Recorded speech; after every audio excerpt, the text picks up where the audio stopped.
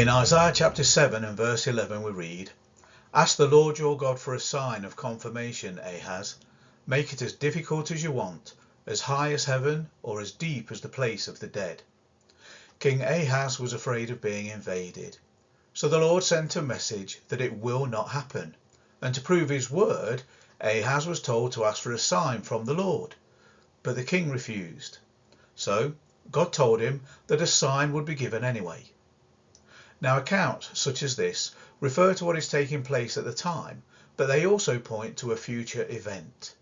Miraculous events and prophecies were given to prove that the word of the Lord was in fact being spoken.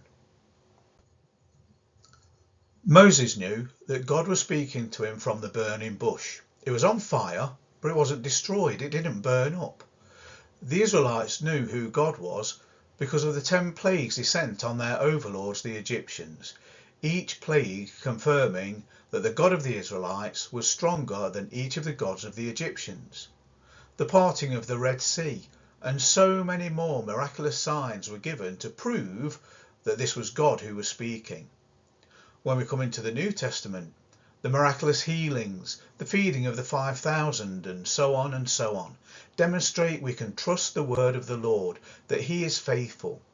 Jesus, as he went around telling people he was the Son of God, accompanied what he said with miraculous signs. That was the purpose, to prove he was who he said he was. Now many prophecies were given in the Bible so that as they came to pass, people could know it was the word of the Lord. If you wanted to know for sure that God had come to live among us, what sign would you look for? There are over 300 prophecies fulfilled in Jesus Christ. It would be a miracle for one to be fulfilled in him, but over 300? One, of course, was the fulfillment of being born to a virgin. This sign was given so that we may believe that Jesus is the Son of God. It wasn't contradicted in its day, and it's not been contradicted since.